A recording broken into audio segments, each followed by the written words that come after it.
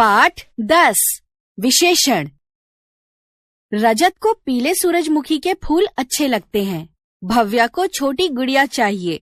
माँ ने नीलम के लिए एक फ्रॉक खरीदा। उसे नीले जूते भी चाहिए। नानाजी ने जिज्ञासा और प्रेरित को समझाया कि यहाँ पीले, छोटी, एक, नीले शब्द संज्ञा की कोई न कोई विशेषता बता रहे हैं। जो शब्द संज्ञा और सर्वनाम की विशेषता बताते हैं उन्हें विशेषण कहते हैं। विशेषण शब्द संज्ञा या सर्वनाम की विशेषता बताते हैं उसे विशेष्य कहते हैं। जैसे पीले, छोटी, एक, नीले शब्द क्रमशः सूरजमुखी, गुड़िया, फ्रॉक, जूते की विशेषता बता रहे हैं। इसलिए सूरजमुखी, गुड़िया, फ्रॉक, जूते विशेष्य हैं। यहाँ पर सभी संज्ञा शब्दों की किसी न किसी विशेषता का पता चल रहा है। इस आधार पर विशेषण के 4 भेद होते हैं। विशेषण गुणवाचक, संख्यावाचक, परिमाणवाचक, संकेतवाचक। पहला, गुणवाचक विशेषण जिन शब्दों से संज्ञा या सर्वनाम के गुण दोष, रंग रूप, आकार प्रकार, अवस्था, दिशा या काल आदि के बारे में पता चले वे गुणवाचक विशेषण कहलाते हैं। जैसे मानव एक ईमानदार बालक है। रजत बहुत मोटा है। नमिता के हाथ में छोटी टोकरी है। मोहन को मासिक वेतन मिल गया। यहाँ संज्ञा या सर्वनाम के किसी न किसी गुण, आकार, अवस्था, काल आदि के बारे में पता चल रहा है। इस आधार पर गुणवाचक विशेषण अनेक प्रकार के हो सकते हैं। सुगंधित, दुर्गंध, खुशबूदार आदि। स्वाद, खट्टा, मीठा, तीखा, चटपटा, नमकीन आदि। दशा, नया पुराना, स्वस्थ, बीमार, फटेहाल आदि। रंग रूप, सुनहरी, लाल, हरा, सुंदर आदि। गुण दोष, विनम्र, होशियार, बुद्धिमान, झूठा, बुरा आदि। आकार, अवस्था, गोल, चौकोर, ऊंचा, अमीर, गरीब, जवान, बूढ़ा आदि। स्थिति और दिशा, पिछला, ऊपर, पूर्वी, दक्षिणी आदि। स्थान, देश और काल, ग्रामीण, भारतीय, विदेशी, शहरी, प्रातःकाल, मासिक, वार्षिक, आधुनिक, प्राचीन, नवीन आदि। नानाजी ने आगे समझाया कि दूसरा, संख्यावाचक विशेषण जिन शब्दों से संज्ञा या सर्वनाम की संख्या के बारे में पता चले वे संख्यावाचक विशेषण कहलाते हैं। संख्या निश्चित भी हो सकती है और अनिश्चित भी। इसके आधार पर संख्यावाचक विशेषण 2 प्रकार के होते हैं। पहला, निश्चित संख्यावाचक विशेषण जिन शब्दों से संज्ञा या सर्वनाम की निश्चित संख्या के बारे में पता चले वे निश्चित संख्यावाचक विशेषण कहलाते हैं। जैसे नव्या वाद विवाद प्रतियोगिता में दूसरे स्थान पर रही। यहाँ पहला घर नवीन का ही है। मुझे 2000 रुपए चाहिए। रितिका 2 दिन बाद चली गई थी। दूसरा, अनिश्चित संख्यावाचक विशेषण जिन शब्दों से संज्ञा या सर्वनाम निश्चित संख्या के बारे में पता न चल सके वे अनिश्चित संख्यावाचक विशेषण कहलाते हैं। जैसे कुछ पेड़ों पर नए पत्ते आ गए। बहुत से फल खट्टे भी होते हैं। कई आदमी भाग रहे हैं। तीसरा, परिमाणवाचक विशेषण जिन शब्दों से किसी वस्तु की मापतौल का पता चले वे परिमाणवाचक विशेषण कहते हैं। उसे परिमाणवाचक विशेषण कहते हैं। कुछ मापतौल निश्चित होती है तो कुछ अनिश्चित। इस आधार पर परिमाणवाचक विशेषण 2 प्रकार के होते हैं। पहला, निश्चित परिमाणवाचक विशेषण जिन शब्दों से किसी वस्तु की निश्चित मापतौल का पता चले वे निश्चित परिमाणवाचक विशेषण कहलाते हैं। जैसे 10 किलो गेहूं तौल दो। माँ ने 4 किलो आम खरीदे। श्रेयांश ने 2 लीटर दूध खरीदा। 2 मीटर कपड़ा दे दो। दूसरा, अनिश्चित परिमाणवाचक विशेषण जिन शब्दों से संज्ञा या सर्वनाम की निश्चित मापतौल का पता न चल सके वे अनिश्चित परिमाणवाचक विशेषण कहलाते हैं।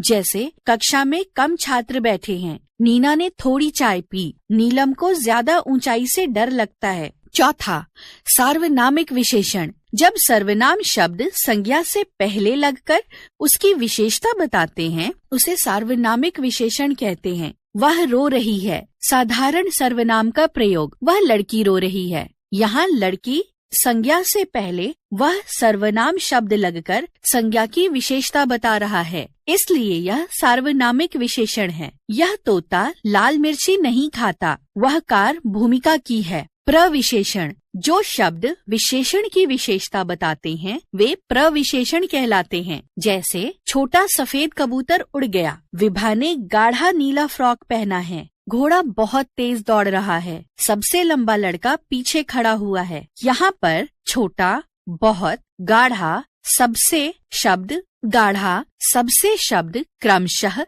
सफेद, तेज, नीला, लंबा विशेषणों की भी विशेषता बता रहे हैं, अतः ये प्रविशेषण हैं। आगे नाना जी ने समझाया कि संज्ञा, सर्वनाम, क्रिया और अव्यय शब्दों से भी विशेषण शब्दों की रचना होती है। जैसे संज्ञा से विशेषण, संज्ञा विशेषण, चमक चमकीला, बल बलवान, लखनऊ लखनवी, धन धनी, नव नवीन, अंतिम। संज्ञा विशेषण, वर्ष वार्षिक, बुद्धि बुद्धिमान, इतिहास ऐतिहासिक, जापान जापानी, सप्ताह साप्ताहिक, कृपा कृपालु, दोष दोषी, नमक नमकीन, नीति नैतिक, लोभ लोभी, रंग रंगीन, दिन दैनिक। सर्वनाम से विशेषण, सर्वनाम विशेषण, जो जैसा, मैं मेरा, कौन कौन सा, वह वैसा, यह ऐसा, तुम तुम्हारा। क्रिया से विशेषण बनना, क्रिया विशेषण, घटना घटित, लड़ना लड़ाकू, चलना चालू, चढ़ना चढ़ाई, बेचना बिकाऊ, पढ़ना पढ़ाकू।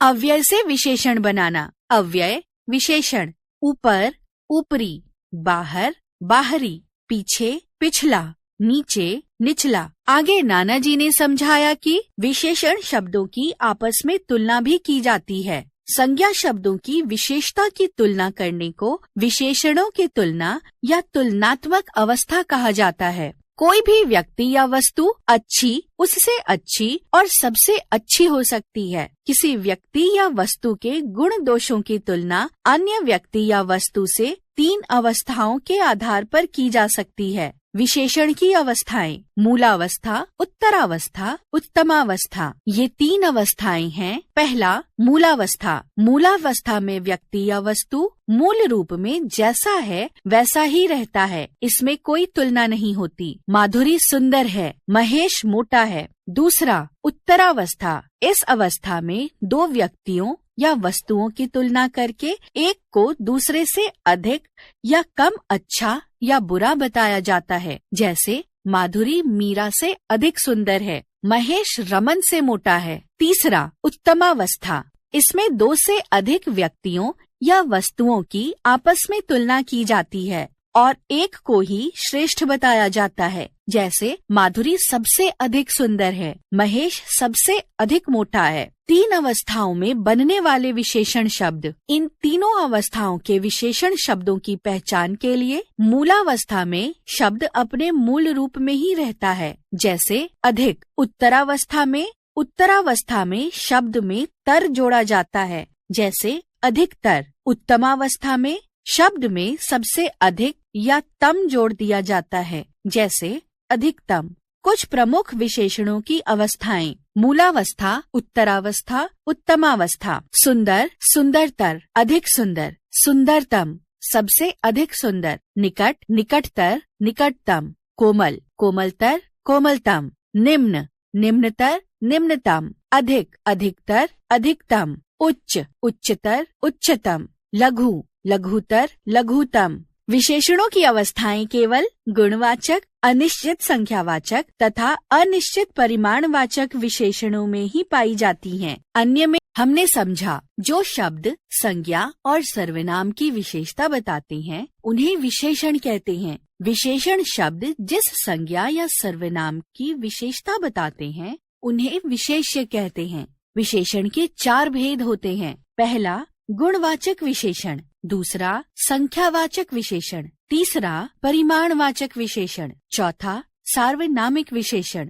गुणवाचक विशेषण संज्ञा या सर्वनाम के किसी न किसी रंग, रूप, आकार, प्रकार, अवस्था, दिशा या काल आदि के बारे में बताते हैं। संख्यावाचक विशेषण निश्चित और अनिश्चित दो प्रकार के होते हैं। परिमाणवाचक विशेषण भी निश्चित और अनिश्चित दो प्रकार के होते हैं। सार्वनामिक विशेषण सर्वनाम की विशेषता बताते हैं। प्रविशेषण विशेषण की भी विशेषता बताते हैं। संज्ञा, सर्वनाम, क्रिया और अव्यय से भी विशेषण बनाए जाते हैं। विशेषण शब्दों की मूलावस्था, उत्तरावस्था और उत्तमावस्था के आधार पर तुलना की जाती है।